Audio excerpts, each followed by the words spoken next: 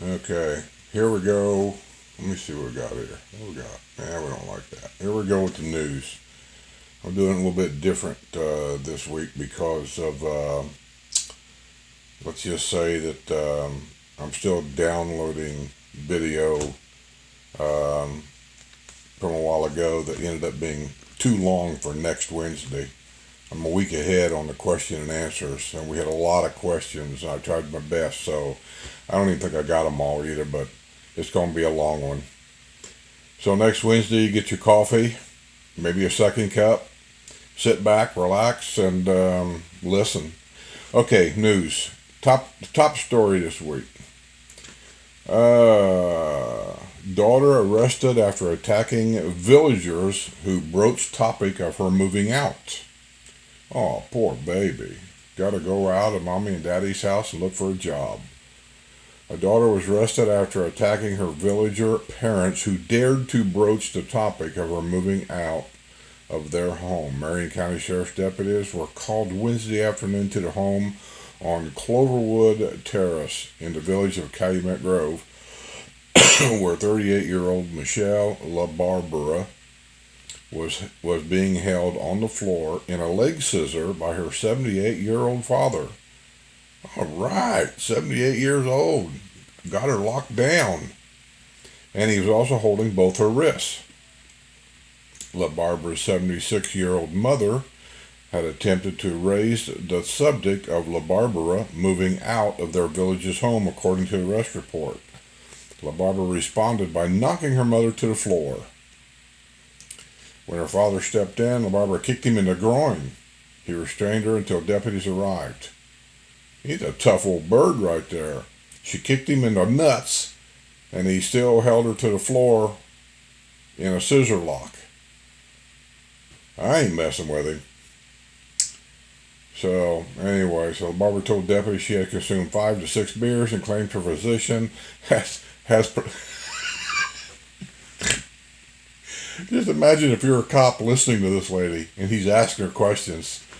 LaBarbera told deputies she had consumed 5 to 6 beers and claimed her physician has prescribed beer drinking as a replacement for opiates.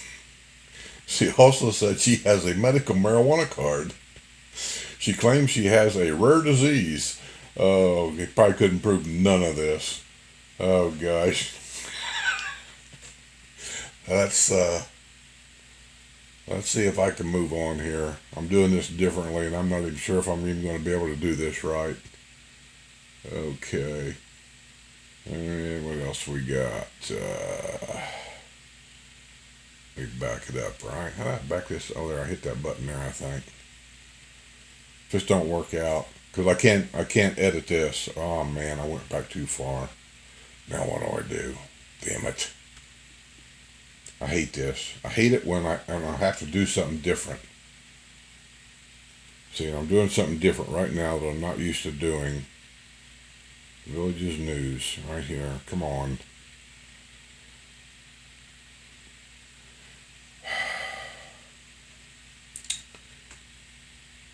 Villages News. There it comes. Come on, come on. Okay, did I do that? Where did I do it at? There, I done that one. Let's do with this one, see what it says. And I hope I'm not reading anything twice here. Village's motorcyclist recovering after collision with golf cart which turned into his path. Oh, let me guess. The golf cart was turning left from the golf cart lane once again. Come on, here it comes. I swear, just common sense. I don't know what happened to it. Here we go. A village's motorcyclist is recovering after a collision with a golf cart this week in the village of Caroline. Right. I used to live in Caroline. That's where I had my other house. A great neighborhood. Vincent Zaronti, 63, of the village of Amelia, had been riding his 2006 Honda motorcycle at 3:35 p.m. Monday on Stillwater Trail. That's where my house was at, was on Stillwater Trail. When he collided with a 2013 Yamaha golf cart, which was making a left turn onto Cokesbury Drive, according to the accident reports released Friday by the Florida Highway Patrol. The golf cart was driven by 82-year-old Joanne, Guaidis of the village of Caroline. Passenger in Guaidis golf cart, 89-year-old Jean Johnson, also of the village of Caroline, was knocked from the golf cart in the collision. She was transported by ambulance to Ocala Regional Medical Center. She had not been wearing a seat belt. Seat belts are not required in golf carts. I don't know why they keep... See, they're pushing that down here. They're pushing for some kind of a law saying you got to have a seat belt to hold you in a golf cart. Stupid. I get so tired of all these whiners. For transporting, he suffered a fractured right hand and torn ligament. Well, shoot. It doesn't say whether she was turning left or right in front of the golf cart. It doesn't really say. I could have swore I read it does here. Gwyneth was transported to the hospital. She was ticketed on a charge of failure to yield. Yeah. That pretty much tells me she turned left in the golf cart lane right in front of the motorcycle without even looking in her mirror. That's the thing that you got to watch around here. That kind of stuff. So, all right. This one here is about the village's charter school students offer impassioned plea in a rally at Lake Sumter. Yeah, they're pushing for some kind of new law, gun control law, something like that, because of all the kids in the latest school shootings and things. I sympathize with them. I can remember when I was in high school, a couple of my friends, we didn't do any shootings back then. We had common sense. But one of them got killed in a motorcycle accident, the other one got killed in a car accident. And I can just remember just feeling really weird, knowing they were gone. And and they didn't offer psychological help or anything like that back then. You just sucked it up and moved on. Let me try here. This one here, come on. Okay, this is about a successful restaurateur to bring his magic to faltering Brownwood location. Come on, open up.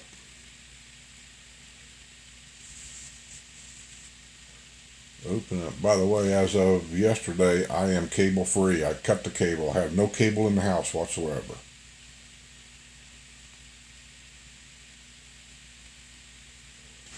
Let's see. The man who may have had the most success in operating restaurants in the villages is bringing his magic to a faltering location in Brownwood.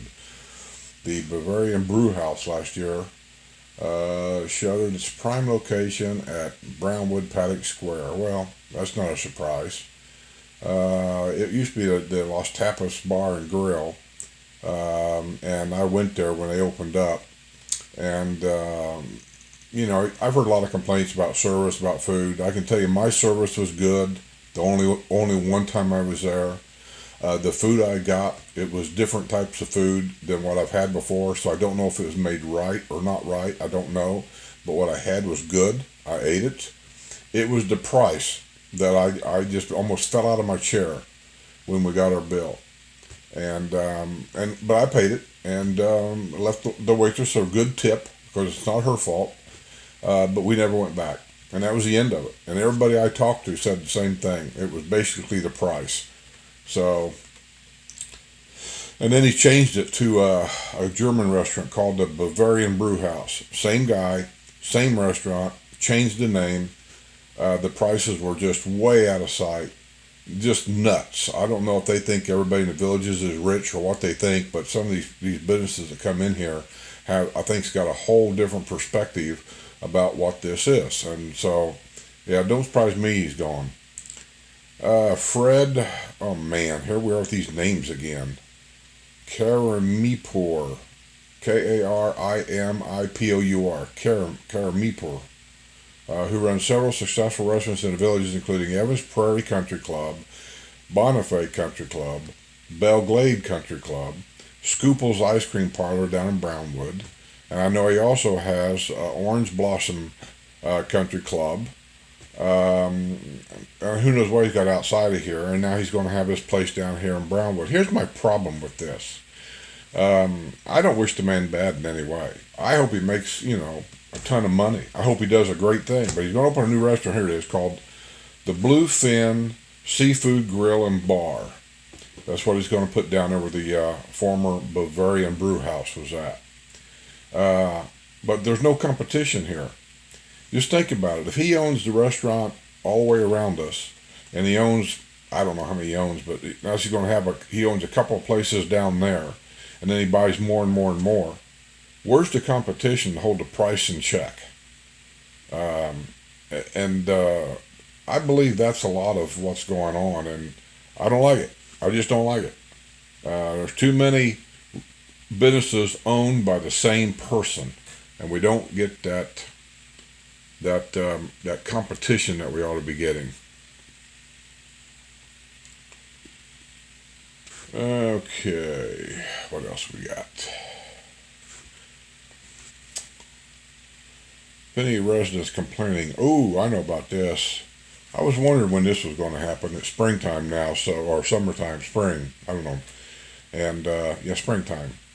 So let me just say, now the blasting begins. I don't know if I ever reported it. There's a couple things down by Finney I know about. I don't know if new residents know it, because I'm sure the real estate people aren't telling you. Blasting at a nearby limestone quarry apparently is shaking houses in the village of Finney along County Road 468, about 4 miles south of State Road 44. Residents described the shaking and rattling of their homes recently on a Finney Facebook page. I didn't know Finney had a Facebook page. A portion of that page later was taken down, according to one resident. I'm not sure if I believe that. I don't know what was said on that page either. They don't take stuff down unless it's racially motivated, sexual content, that kind of stuff. According to an August 2012 letter sent to the Sumter County Board of Commissioners, the company said it planned to blast 5 times a month. I made a mistake in my last video. I think I said like 4 times a week. That's incorrect. I wasn't thinking. It's 5 times a month between 8 a.m. and 5 p.m. weekdays as permitted by Florida law. General Manager William Houghton also said in the letter that the company had completed a renewal of its 10-year permits. Well, what can I tell you? One lady made a statement, my whole house shook, including items hanging on the wall. One resident wrote on Facebook, second time, but this one was much worse than the first. Another resident reported glasses clicking in the cupboard. Explosives are used to dislodge limestone and sand, which is used to build roads and other construction projects. Well, for up to 4 and 5 times a month, and it sounds like to me you guys are going to have to deal with it for about 10 more years. Or whatever left of a 10-year renewal, and it says he just completed a 10-year renewal. I don't know what you're going to do about that. Maybe you can work out something, but let me just say, if he's in the business to do it, and if that business has been down there for 50 years, he's not going to change his business because that's where he makes his money. I'll just say good luck.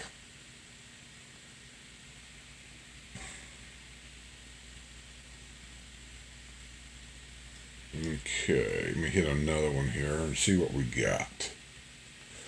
Okay. Oh, come on. Here we go. The lofts of Brownwood could foreshadow change at Village's third town square. I have no idea. You guys think I've read all these things like days and days ahead of time. The truth of it is, a lot of times when I'm reading them to you, it's the first time I read them. And so I try to get a knee-jerk reaction when I'm reading them to keep my videos a little interesting. But sometimes I don't even know what I'm reading. There's so many changes going on around here that I don't even know what they're talking about. Come on. I'm waiting for my computer to download this thing.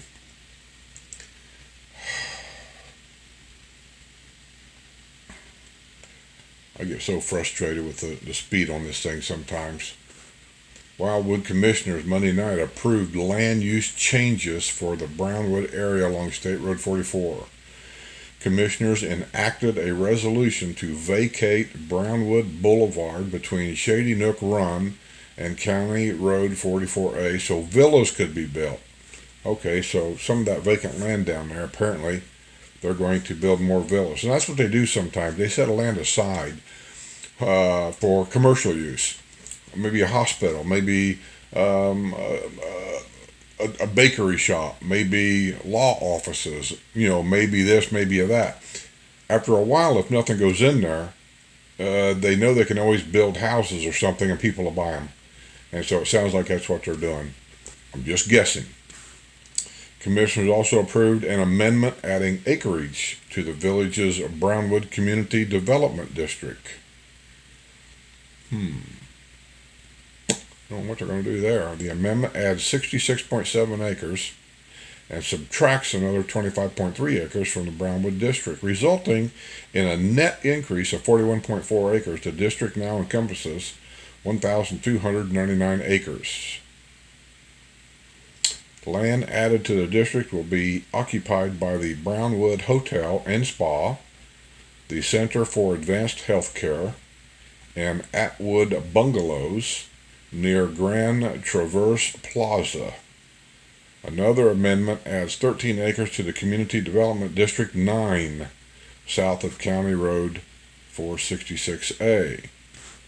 The affected acreage lies in Wildwood, so commission approval was needed. The change does not affect city limits. I'll just have to keep an eye on this and let you know, because I'm not sure what's going on there. But I'm sure whatever's going on there is going to be the good. More shopping, more doctors, more something.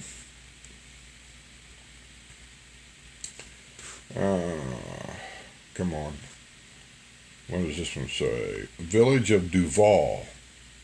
Residents demand sign to deter neighborhood speeders. Demand a sign. What sign do you want? Speeders will be shot? I don't even understand what they're talking about. But I can tell you this, they're not going to get it. I've seen too many neighborhoods complain about speeders and they want more police patrolling and it just don't happen. Don't ask me why. I don't know why, but I'm simply telling you it just don't happen. This is a retirement community. And so I think they figure we'll take care of our problems.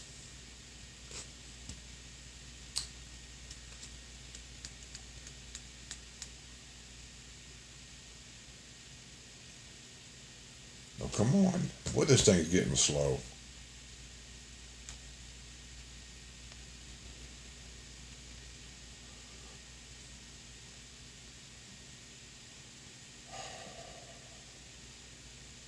Speeding on Raintree Drive, a collector street in the village of Duval, sparked a disagreement Tuesday between residents and Sumter County officials over the need for a speed limit sign. At a county board meeting, residents told commissioners they believe a speed limit sign would help slow traffic. County Administrator Bradley Arnold said a sign is not needed. We don't want a bridge. We don't want speed bumps. We don't want a tunnel, said Duval resident Patricia Knott. We just want a sign. Knott presented a petition signed by 34 residents near Raintree supporting a sign. She said 9 other nearby residential streets that meet Odell Circle have 15-mile-per-hour speed limit signs. These neighborhoods all have signs and we don't. It'll be a lot less expensive than having the sheriff's office there all the time. Well, first of all, what makes you think the sheriff's office is going to come out there and dedicate themselves to sit there all the time?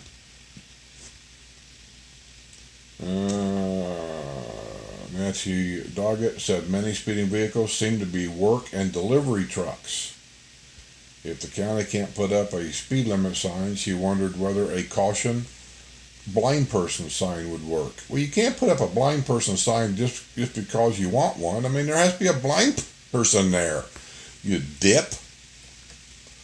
Oh, I don't know. I'll just go on. Maybe there is a blind person there. You know what? I don't know. I'm sorry I even said that. There might be one there. And if there is a blind person there, then yes. I think the American for Disabilities Act will pretty much force them to put one up. They may say no, but you go through the right channels. I think they'll have to do it whether they want to or not. I will say that. Um, Come on. Come on. I know you can do it. Come on.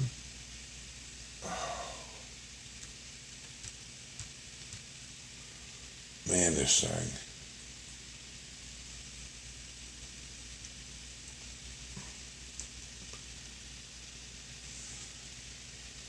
That went back too far. So I'd rather do this the other way. Use my camera and do it. It just works better. But like I said, I'm downloading a big one, and I don't want to stay up to 4 o'clock in the morning. And so I'm trying to do it this way. Sometimes doing these videos get really frustrating, and sometimes it takes you an hour. See, I don't know if you can see it. Let's see outside. I'm up here in the middle of the night doing this thing. I don't know what's going on. Just all of a sudden my computer took off. I don't know where it's going. You people have this problem once in a while? All right, with the Google. I don't even know why I went to Google. I never touched Google. Let me do it again. Okay, here we go. Tensions run high. This is the last one, and I'll be done with this. Tensions running high at Lady Lake Post Office as 21 contract carriers to lose their job Saturday. See if I can get this to open up. I gotta tell you, I've got Yahoo for my email for this kind of stuff. And I've also got a Google account. I never have this problem with Google. Yahoo, my emails at Yahoo, sometimes they're just awful. They've got so many ads on Yahoo Mail that my computer slows way down. It doesn't want to work. I am so fed up with Yahoo that if I'm thinking very serious about opening another Google account and change my email over.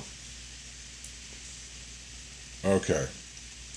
Tensions are apparently running high at the Lady Lake Post Office as 21 contract carriers will lose their jobs Saturday. For those of you that don't know down here, most of our mail carriers do not work for the post office. They're contract carriers. And they do the job that our government mailman or mail lady or mail person used to do. Here, they deliver mail, I believe, 7 days a week.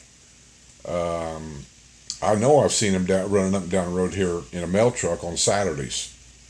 Now, I'm not sure they deliver paper mail, but I know if you've got something delivered to your house, a box from eBay or something like that, yeah, I've seen them out here on Saturday. And our mail lady is a contract carrier up here at our post office. I've never met the lady, but everybody likes her. Everybody likes her, and I know that they're going to miss her. She does us a wonderful job. I guess she's going to be gone. They probably rebid these routes and went to with somebody else, and that puts these people out of work. Maybe. It sounds like it. So, although located in and named the Lady Lake Post Office, they actually handles mail for a wide swath of the villages, including, these are zip codes, 32159, 32162, and 32163. As of Saturday, contracts with 21 carriers will expire and are not being renewed. Many of the carriers deliver mail to postal stations in the villages. The post office appears to be a pressure cooker. Law enforcement was called to investigate a complaint of battery at the post office at 850 Teague Trail after an incident this Friday. Postmaster Denise Elizabeth Buell had to physically step in between a supervisor and a man related to a carrier who made the complaint. Well, I don't care if a man is, when it says related to a carrier, that could be a brother, that could be a wife, you know what I mean? So I understand the heat argument here, they're going to lose a job, but if he's not employed there, truthfully, it's none of his business. He needs to stay out of it. One witness described the exchange between the two men as a heated conversation, according to an incident report from the Lady Lake Police Department. Buell told police that the 21 contract carriers would be losing their employment as of the end of March. That prospect appears to have fueled the argument. No kidding. The 40-year-old contract carrier who reported the incident to police said she had witnessed the altercation, which involved the man and the manager.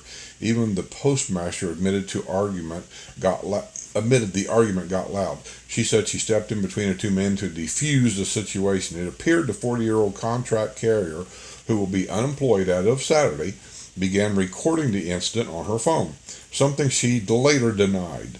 She said the postmaster demanded to see her phone and said that if there was any video of the incident, it needed to be deleted. Well, me and that postmaster would have a problem unless she got the state police or somebody there, because ain't nobody taking my stuff away from me.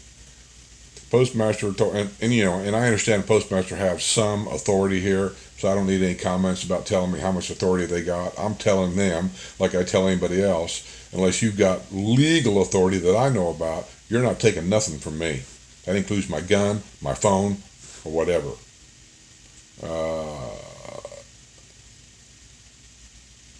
Postmaster later told police, it needed to be deleted. The postmaster told the woman that videotaping was not allowed inside the post office. I've never seen that sign. Postmaster later told police there are cameras inside the building, but they are not operable. Oh, that's wonderful. What good are they? The witness told police that the postmaster approached the woman with the phone and got in her face, according to the incident report. He claimed the postmaster elbowed the woman before walking away. There were no arrests in the incident. However, sworn statements were taken from 6 people either directly involved in the incident or who witnessed it. Police determined the allegation of battery was unfounded. Sounds like there's a lot of unfounding things here. Cameras that don't work. Give me your phone. I want to take that incident off of your phone. You can't record nothing in here. I don't know. Somebody's trying to cover somebody's ass, I think. Anyway, that's the news. I'm going to get this thing posted up. Sorry I did it this way. Hope it comes out okay. At least it's something. And the only thing I got to say on this lovely night, I think it's about 68 outside. I'll see you on the other side.